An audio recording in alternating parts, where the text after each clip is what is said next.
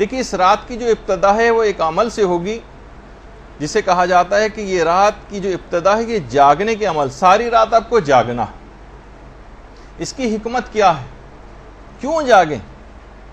اتنا ثواب کیوں آپ کو دیا جا رہا ہے اس رات کو کہ اگر اس رات تمام آپ آج کی رات مکمل آپ جاگتی رہیں، ذرا سا بھی نہ سوئیں، ذرا سا بھی نہ سوئیں، اگر ساری رات جاگتی رہیں تو جیسے کہ آپ مفاتی میں بھی پڑھتی ہیں کہ اس کے تمام گناہ معاف ہو جائیں گے، خواہ آسمان کے ستاروں کے برابر ہوں، خواہ پہاڑوں کی جسامت کے برابر ہوں، اور خواہ دریاؤں کے پانی جتنے برابر ہوں۔ آج کی رات فقط جاگنے سے معاف ہو جاتی ہیں۔ ذرا زیادہ ثواب محسوس نہیں ہو رہا؟ ہم جیسے جن کا ظرفیت بہت کم ہے انہیں واقعی ثواب بہت زیادہ لگتا ہے، لیکن وہاں وہ خالق کون و مکان کہ جس کے ظرف کی کوئی حد اور انتہا نہیں، وہ دینے کو تیار بیٹھا ہوا ہے، اور ہم ایک بہت سرسری انداز سے بس ایک رسم کے طور پر شب قدر آئی اور کس طریقے سے یہ رات گزر جائے، بس یہ جلدی جلدی ٹک لگا کے ہم اس اعمال کو انجام دے دیں، اور بس اپنے ایک لحاظ سے جان چھڑانے والا جو ہے وہ عمل اس کو سمجھیں، یہ انتہائی بدنصیبی والی بات ہے۔ اچھا، جاگنا کس انداز سے اسلام تقاضا کرتا ہے راتوں میں جاگنے کو؟ دیکھیے، یا تو علم کے لیے اور عبادت کے لیے راتوں کو جاگیے، علم اور عبادت کے لیے۔ سونا جو ہے وہ دیکھیے قبر کے لیے اٹھا رکھی، نیند کو اپنی تھوڑی سی ضرور کم کرنا چاہیے، یہ بھی شب قدر کا ایک پیغام ہے۔ ایک پیغام اس سے سیکھنا ہے کہ سال کی کچھ راتوں کو آپ کو مخصوص کرنا چاہیے، یا رات کے ایک پورشن کو روزانہ مخصوص کرنا چاہیے۔ رات کا ایک پورشن کتنا بڑا، یعنی مغرب سے لے کر اور رات کے 2-2 3-3 بجے تک جو لوگ سوتے ہیں اور لغویات کے اندر اس کو بسر کرتے ہیں، مخصوص تو کر رکھا ہے لغویات کے لیے، ڈراموں کے لیے، فلموں کے لیے، آؤٹنگز کے لیے، لاہو و لعب کے لیے، مختلف چیزوں کے لیے۔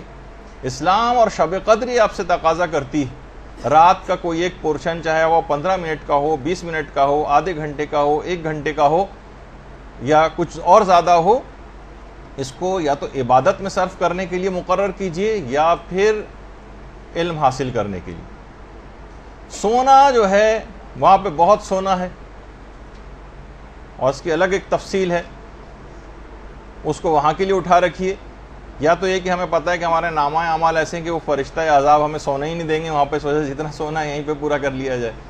تو بہرحال کبھی تو ان راتوں کے اندر جاگنا سیکھیے۔ یاد رکھ لیجئے کہ آپ کا اس انداز سے علم اور عبادت کے لیے راتوں کو جاگنا جو شب قدر کا ایک پیغام ہے جاگنے کے ذریعے، ورنہ یہ بھی کہا جاتا ہے کہ سو لو 2-3 گھنٹے کے اندر اعمال کر لینا۔ کیوں تقاضا ہے کہ ساری رات جاگو اور اتنا زیادہ ثواب آپ کو دیا گیا ہے؟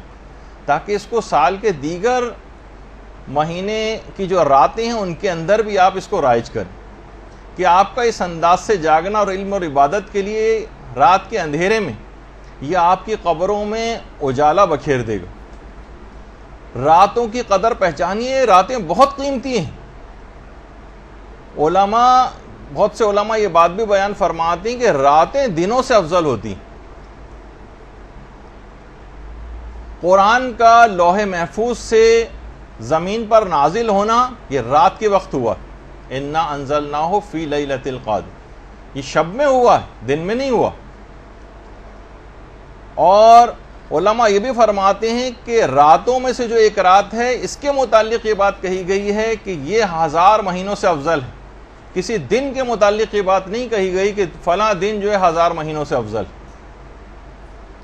شب جمعہ یہ بھی رات ہے، شب قدر یہ بھی راتیں ہیں، شب نیمہ شعبان اس کی کتنی فضیلت ہے، اور شب معراج اور شب برات وغیرہ، اسی طریقے سے شب عاشور، یہ ساری راتیں انتہا سے زیادہ عظیم راتیں۔ اور یہ بات بھی یاد رکھ لیجئے کہ تقدیریں جو آپ کی لکھی جاتی ہیں شب میں لکھی جاتی ہیں، دن میں نہیں لکھی جاتی۔ شب قدر میں آپ کی تقدیر لکھی جاتی ہے۔ رات کو بہرحال یہ کہ سکون اور اطمینان ہوتا ہے، دن پروردگار نے مشقت کے لیے بنایا۔ اور یہ جو راتیں ہیں اس کا جو 1/3 حصہ ہے وہ اس میں اللہ اپنے بندوں سے بہت قریب ہو جاتا ہے، بہت قریب۔ اور جو بندہ بھی بستر کو چھوڑ کر عبادت کے لیے جاتا ہے، اپنے پہلوؤں کو بستر سے الگ کرتا ہے، روایات میں ہے کہ اللہ اسے بغیر کسی حساب کے جنت میں داخل کرے گا۔ بغیر حساب کے. اللہم صلی علی محمد.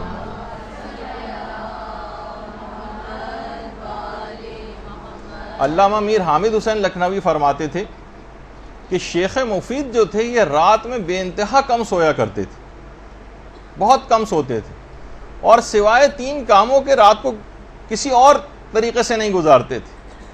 3 کام, یا تو نماز میں مصروف رہتے تھے, یا مطالعے میں مصروف رہتے تھے, یا پھر تلاوت قرآن. یعنی پوری رات کو فقط ان 3 بہت کم سوتے تھے. ایسا نہیں کہ سونا بالکل ترک کرنا ہے, لیکن سونے کو کم کرنا ہے. اور سونے کو کم کر کے کرنا کیا ہے؟ فلمیں ڈرامے دیکھنے یا لغویات میں نہیں, بلکہ اس کے اندر آپ کو زندگی کو لگانا ہے. یہ وقت نکلا چلا جا رہا ہے, نکلا چلا جا رہا ہے. فرشتہ اجل جو ہے اس کی آواز پہ لبیک کہنا ہے, وہ وقت کم سے کم تر ہوتا چلا جا رہا ہے, اور ہم خواب خرگوش کے مزے لیتے رہیں. تو شیخ مفید کا طریقہ کار یہ تھا. شب قدر کا دیکھیے پیغام رات کو جاگنے کا. اور اسی طریقے سے علامہ محمد حسین طباطبائی کے متعلق بھی ملتا ہے کہ رمضان کی تو تمام شبوں کو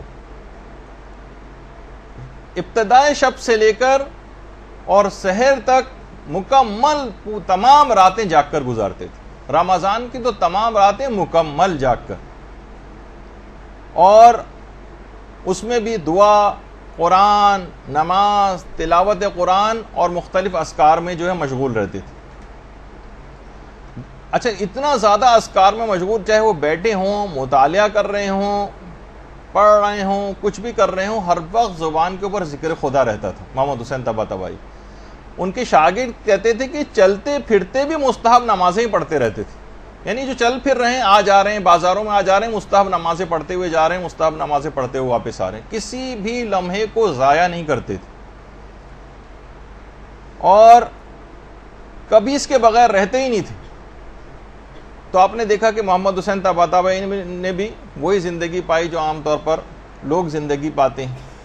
وہ کیا کیا کچھ کر کے چلے گئے, اتنی ہی زندگی ہمارے پاس بھی ہے. وہ کیا کچھ کر کے چلے گئے, ہم بغیر کچھ کیے دنیا سے جانے والے ہیں. تو بہتر ہے کہ موقع بھی بہت اچھا ہے, اپنی شب قدر کا جو پیغام ہے نیند کو کچھ کم کیجیے, کیونکہ یہ خاندان اہل بیت کی خواتین کا بھی طریقہ کار رہا. حضرت فاطمہ بنت الحسین, اللہم صلی علی محمد و آل محمد,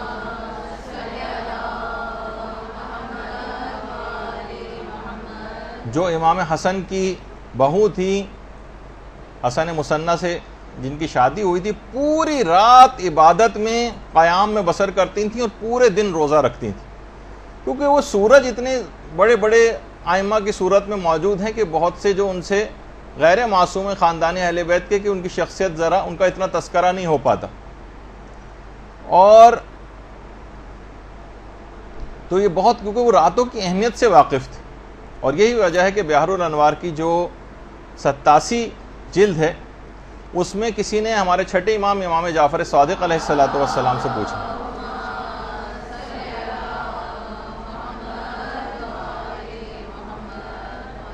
کسی نے پوچھا کہ مولا, ایک شخص یہ کہتا ہے کہ پیغمبر اسلام نے یہ بات کہی ہے, یعنی پیغمبر سے اس بات کو کوٹ کرتا ہے کہ شب کی, رات کی ایک ساعت ایسی ہے کہ جس میں پروردگار عالم اپنے بندوں کی جو دعا کریں وہ ضرور قبول کرتا ہے, جو دعا کریں.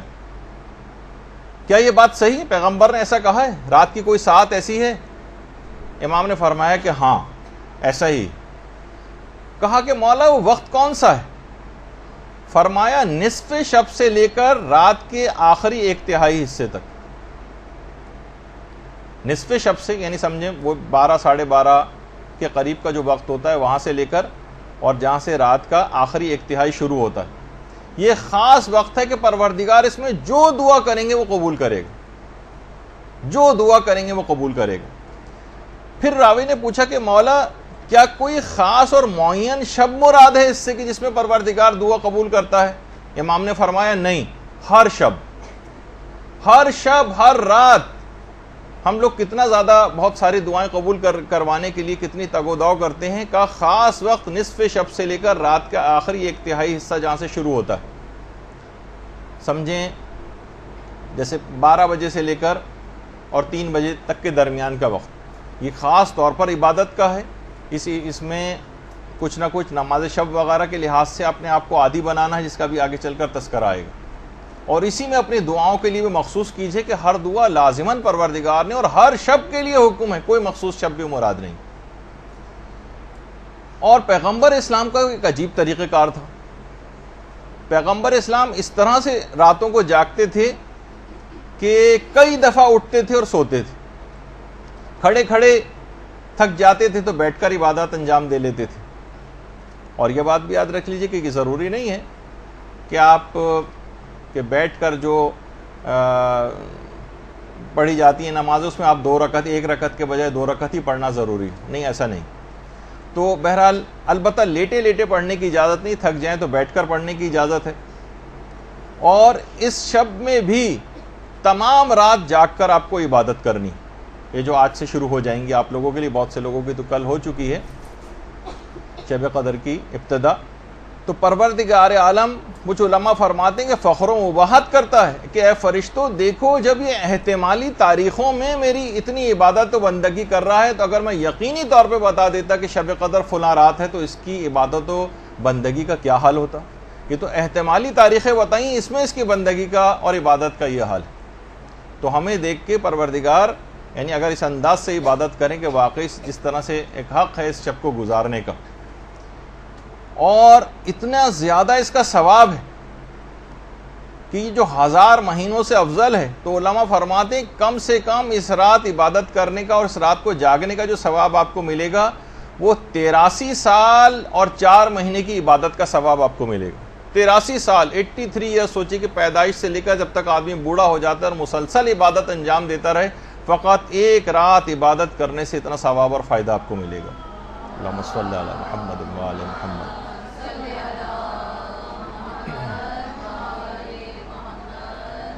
اب یہ جو اس شب داری کا جو ابتدا ہوئی ہے، یعنی رات میں کسی حد تک جاگنا، یہ آپ کو شب قدر کے اس سے پیغام لینا ہے کہ اب سال کی دیگر راتوں میں میں اپنی راتوں میں کوئی ایک وقت عبادت خدا کے لیے، چاہے وہ ویکینڈ ہو، چاہے وہ عام راتیں ہوں، علم حاصل کرنے کے حوالے سے، تلاوت قرآن کرنے کے حوالے سے، نمازیں اپنی قضا واجبات ادا کرنے کے حوالے سے کوئی ایک وقت ضرور مقرر کر لیں، ورنہ یہ وقت گزر جائے گا اور یہاں تک کہ ہمیں لوگوں کے کندھوں پر سوار ہو کے اپنی فائنل ڈیسٹینیشن تک پہنچ جانا ہو. اس سے پہلے کا وقت ہے، اس پہ آپ اپنی زندگیوں کو بدلنے کی کوشش کر لیں. اور شب قدر سے بہترین اس ابتدا کی کوئی رات ہو نہیں سکتی.